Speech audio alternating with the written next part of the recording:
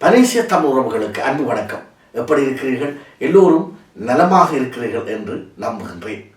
இன்று நாங்கள் ஒரு முக்கியமான வடிவத்தை பார்க்க இருக்கின்றோம். அறிவோம் ஆயிரம் என்கின்ற நிகழ்ச்சியின் ஊடாக. உறவுகளே, இன்று இந்து மாகடல் என்று பேசப்படுகின்ற இந்த பெருங்கடலானது ஒரு காலத்திலே தமிழர் கடல் என்று பேசப்பட்டது. திரைக்கடல் ஓடி திரவியம் தேடு என்பது எங்களுடைய முன்னோர்களுடைய முதுமொழியாக இருக்கிறது. அந்த வகையிலே தமிழர்கள் தங்கள் செல்வத்தை பெருக்கிக் கொள்வதற்காக படை கட்டி நாய்வாய்களினூடாகவும் படகுகளினூடாகவும் பல நாடுகளுக்கு சென்று அங்கே வணிகம் செய்ததை நாங்கள் வரலாற்று ரீதியாக அறிந்து கொள்ளக்கூடியதாக இருக்கிறது.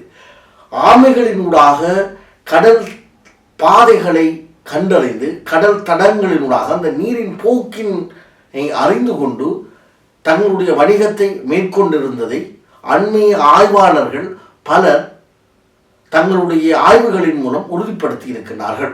ஆகவே தமிழர்களுடைய இந்த வணிக பாரம்பரியம் என்பது பல ஆயிரம் ஆண்டுகளை கடந்ததாக காணப்படுகின்றது. இந்த வகையிலே தமிழர்கள் தங்களுடைய வணிக கப்பல்களை பாதுகாப்பாக கொண்டு வருவதற்காக பின்னாளிலே படை கட்டி பல நாடுகளை தங்களுடைய கட்டுப்பாட்டிலே வைத்திருந்தார்கள். குறிப்பாக நாங்கள் பார்க்கின்ற போது இந்திய பேரரசர்களிலேயே தமிழர்களை, குறிப்பாக சேர சோழ பாண்டியர்கள் தான் கடல் கடந்து ஏனைய நாடுகளை கைப்பற்றி தங்களுடைய வணிக கப்பலை பாதுகாப்பாக வைத்திருப்பதற்காக படை கொண்டு சென்று வென்றவர்கள் என்று நாங்கள் சொல்லலாம். குறிப்பாக நாங்கள் சோழர்களை குறிப்பிட முடியும். சோழர்களிலேயும் பொற்காலம் என்று சொல்லப்படுகின்ற ராஜராஜ சோழன், ராஜேந்திர சோழன் காலத்திலே தெற்காசியா முழுவதுமே சோழர்களுடைய கைவசம், அதாவது தமிழர்களுடைய கைவசம் இருந்தது என்று சொன்னால் அது மிக இல்லை. இதனால்தான் இந்த காலத்தை நாங்கள் பொற்காலம் என்கின்றோம். அதாவது செல்வச் செழிப்பிலேயும் கலை பண்பாடு போன்ற விழுமியங்களிலும் தமிழர்கள் சிறந்தோங்கி இருந்த காலம் என்று இந்த காலத்தை நாங்கள் சொல்லலாம். இதனால்தான் இந்திய கப்பற்படையின் ஒரு கப்பலுக்கு ராஜேந்திரா என்று பெயர் சூட்டி இந்திய இராணுவம் மதிப்பளிப்பு செய்திருக்கிறது. ஆகவே இந்த இந்து மாகடலானது ஒரு காலத்திலேயே உலகத்தவர்களால் தமிழர் கடல் என்று பேசப்படுகின்ற அளவிற்கு இந்த இந்து மாகடலை தங்களுடைய கட்டுப்பாட்டிலே தமிழர்கள் வைத்திருந்தார்கள். இதனூடாக தமிழர்கள் எப்படியெல்லாம் உலகளாவிய ரீதியிலே தொடர்புகளை மேற்கொண்டார்கள், வணிகத்திலே சிறந்தோங்கி விளங்கினார்கள் என்பதை நாங்கள் பார்க்கலாம். பழம் தமிழர் செல்வம் ஈட்டும் பொருட்டு உலகின் பல நாடுகளுக்கு கடற்பயணம் மூலம் வணிகம் செய்துள்ளனர். கங்கை கரையிலிருந்து பாடலிபுரம், இலங்கை, பர்மா, கடாரம், சாபக நாடு, அரபு நாடுகள், எகிப்து, யவன தேசம் அதாவது ரோம், கிரேக்கம் போன்ற பல நாடுகளுடன் வணிகம் செய்ததுடன் பல துறைமுகங்கள் தமிழரின் கட்டுப்பாட்டிலே இருந்துள்ளன. கலிங்க நாட்டில் பித்துண்டா வணிக நகரம் பல காலமாக தமிழர் கட்டுப்பாட்டில் இருந்துள்ளது என்பதையும், அதை மீட்ட கலிங்க மன்னர் அந்நகரத்தை உழுது அழித்தார் என்பதையும் அத்திக்கும்பா கல்வெட்டுக்களில் குறிப்பிடப்பட்டுள்ளது. யூத அரசர் சலோமன் அரண்மனையில் தமிழக தேக்கு மரப்பொருட்கள் இருந்த குறிப்புகள் யூதர்களின் புனித நூலான தோராவில் உள்ளது. யவனவர்களுடனான வணிக தொடர்பை பிரைப்ளூஸின் செங்கடல் செலவு எனும் நூலில் அறியலாம். இந்நூல் கொற்கை நகரில் கிடைக்கும் முத்துக்கள் வேறு பொருட்களை விட மதிப்பு வாய்ந்தவை என்று குறிப்பிடுகிறது. பிளினி, தலமி போன்றோரின் குறிப்புகளும் தமிழரின் பிறநாட்டு வணிக தொடர்பையும் பண்டைய தமிழக துறைமுகங்களின் பெருமையையும் குறிப்பிடுகின்றன.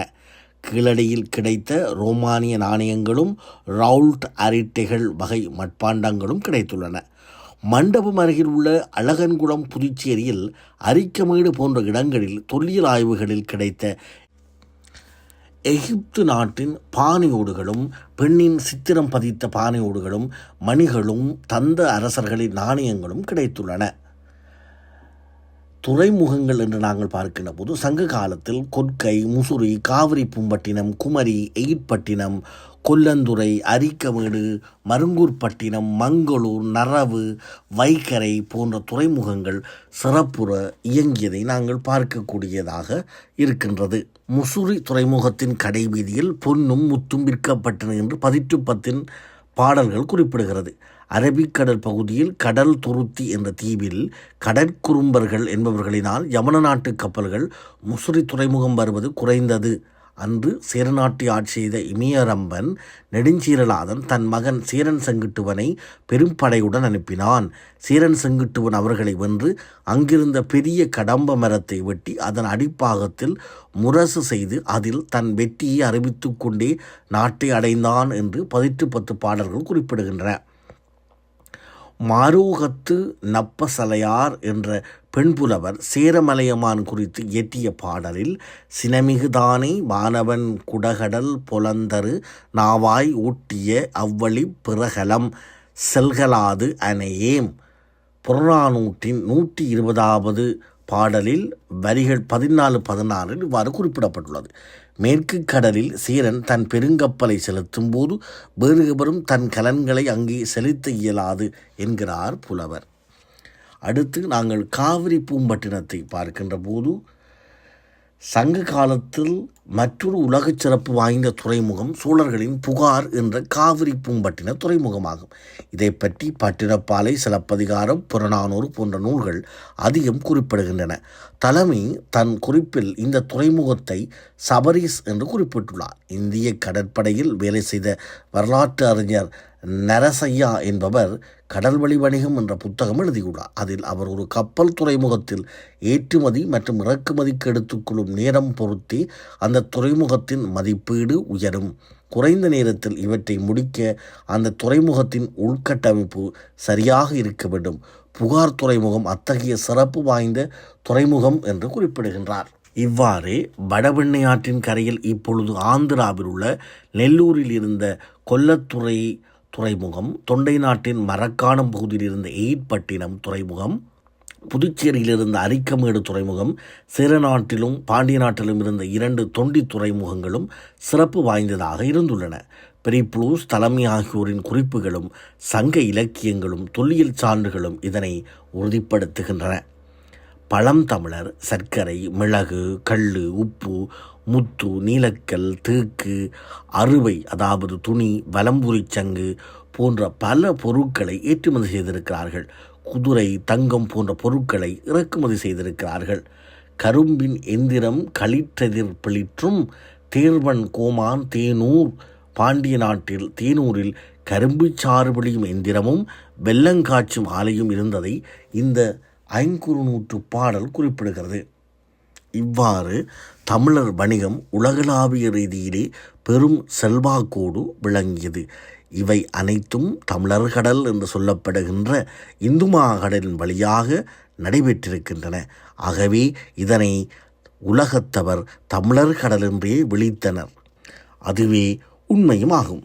இன்று தமிழர் கடல் என்று சொல்லப்படுகின்ற இந்து மாகடனுடைய நிலை எப்படி இருக்கிறது? எதிர்காலத்திலே உலகளாவிய ரீதியிலே முக்கியத்துவம் வாய்ந்த ஒரு இடமாக இந்த இந்து மாகடல் இருக்கப் போகின்றது என்பதுதான் நிதர்சனமான உண்மையாக இருக்கிறது. தமிழ் விடுதலை புலிகள் பலம் வாய்ந்த ஒரு படையை கொண்டு நடத்திய காலப்பகுதிகளிலே இந்த இந்து மாகடல் பாதுகாப்பாக இருந்தது என்று நாங்கள் சொல்ல முடியும். இந்த இந்து மாகடலை வந்து சேர்வதற்கு உலக நாடுகள் பல அச்சம் கொண்டிருந்தன. இதனால் இந்தியாவுடைய பாதுகாப்பு கூட உறுதிப்படுத்தப்பட்டிருந்தது. ஆனால் இந்தியாவினுடைய ஒரு வெளியுறவு கொள்கை, அதாவது தவறான வெளியுறவு கொள்கையின் காரணமாக இன்று இந்தியாவினுடைய நிலை ஒரு மிகப்பெரிய அபாயகரமான நிலையாக மாறியிருக்கிறது. ஏனென்று சொன்னால் இந்த இந்து மாகடலை நோக்கி, இந்து மாகடலில் இருக்கின்ற அந்த இலங்கை என்கின்ற சிறிய நாட்டை நோக்கியும் திருகோணமலை என்கின்ற அந்த இயற்கை துறைமுகத்தை நோக்கியும் பல நாடுகள் வர தொடங்கி இருக்கின்றன. குறிப்பாக அமெரிக்காவினுடைய பார்வை பல காலமாக இந்த திருகோணமலையை நோக்கி இருக்கிறது. அமெரிக்கா இந்த இலக்கை மிகவும் நெருங்கிவிட்டது என்றுதான் நாங்கள் சொல்ல வேண்டும். மற்றொரு புறம் நாங்கள் பார்க்கின்ற போது சீனாவினுடைய நிலைப்பாடு, விடுதலை புலிகளை அழித்தொழிப்பதற்கு சீனாவுடன் இணைந்து இந்தியாவும் பல உதவிகளை மேற்கொண்டு இந்த அழித்தொழிப்பு நடவடிக்கையை மேற்கொண்டிருந்தது. ஆனால் இன்று சீனாவினுடைய அந்த இரகசியமான போர் தந்திரோபாயத்திலே இந்தியா தோற்றுவிட்டது என்றுதான் நாங்கள் சொல்ல வேண்டும்.